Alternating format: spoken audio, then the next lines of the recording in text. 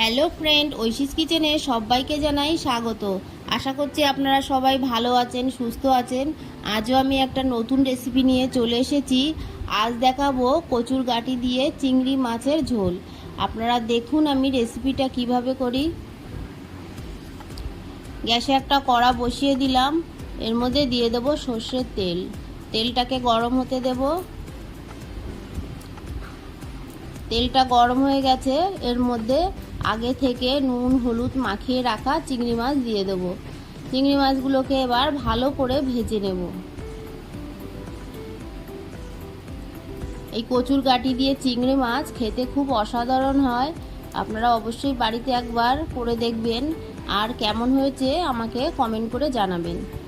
চিংড়ি মাছগুলোকে ভেজে নিয়েছি, এবার তুলে নেব। চিংড়ি মাছগুলোকে খুব কড়া করে ভাজবো না, খুব কড়া করে ভাজলে চিংড়ি মাছ ভালো লাগে না। এবার এই তেলের মধ্যে দিয়ে দেবো একটা শুকনো লঙ্কা, আর দিয়ে দিলাম তেজপাতা, আর এর মধ্যে দিয়ে দেবো হাফ টিস্পুন গোটা জিরে। ফোড়নটাকে কয়েক সেকেন্ড নেড়ে হালকা ভেজে নেব।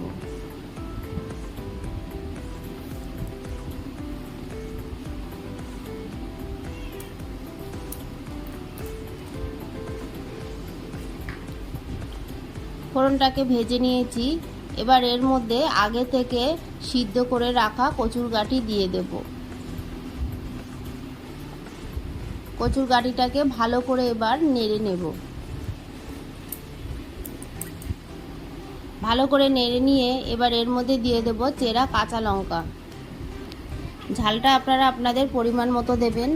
আপনারা যতটা ঝাল খেতে ভালোবাসেন সেই অনুযায়ী দেবেন। ঝালটা দিয়ে এর মধ্যে দিয়ে দেব 1 টিস্পুন লবণ, আর দিয়ে দেব হাফ টিস্পুন হলুদ গুঁড়ো, আর দিয়ে দেব 1 টিস্পুন জিরে গুঁড়ো। এর মধ্যে আমি খুব সামান্য জল দিয়ে দিলাম। দিয়ে এবার ভালো করে কচুর গাঁটিটাকে নেড়ে নেব।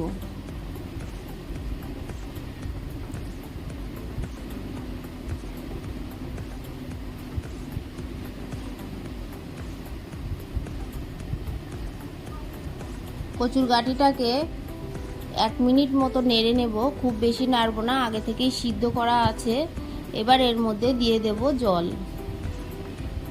জলটা আপনারা আপনাদের পরিমাণ মতো দেবেন। আপনারা যতটা গ্রেভি রাখতে চান সেই অনুযায়ী জল দেবেন। এবার ভালো করে নেড়ে চেড়ে জলের সঙ্গে মিশিয়ে দিয়ে এবার আমি একটা ঢাকা দিয়ে কয়েক মিনিট ফুটিয়ে নেব। কয়েক মিনিট পর ঢাকাটা তুলে এর মধ্যে ভেজে রাখা চিংড়ি মাছগুলো দিয়ে দেব।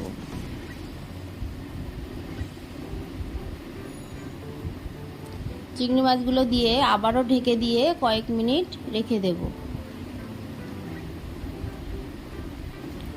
এবার ঢাকাটা তুলে এর মধ্যে আমি দিয়ে দেব হাফ টিস্পুন গোলমরিচ গুঁড়ো। গোলমরিচগুলো শেষের দিকে দিলে ফ্লেভারটা ভালো লাগে, আপনারা শেষের দিকেই গোলমরিচ গুঁড়ো দেবেন। দিয়ে আবারও আমি ঢাকা দিয়ে কিছুক্ষণ রেখে দেব। ঢাকাটা তুলে নেব। কচুর গাঁটির তরকারি একটু পাতলা নামাতে হয়, এটা নামানোর পরে গ্রেভিটা শুকনো হয়ে যায়।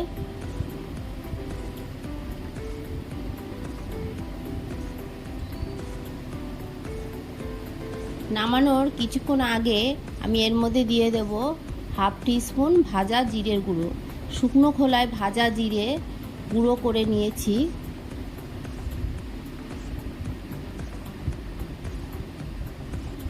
দিয়ে ভালো করে নেড়ে চেড়ে মিশিয়ে নেব। রান্নাটা আমার হয়ে গেছে, আমি গ্যাসের ফ্লেমটাকে অফ করে দেব। আমার এই রেসিপিটা আপনাদের ভালো লাগলে প্লিজ আমার চ্যানেলটিকে সাবস্ক্রাইব করবেন, পাশে থাকা বেল আইকনটি ক্লিক করে দেবেন, তাহলে আমার নতুন ভিডিও আপনাদের কাছে পৌঁছে যাবে। আর লাইক কমেন্ট শেয়ার করবেন। রান্নাটা তো দেখেই বুঝতে পারছেন রান্নাটা কেমন হয়েছে।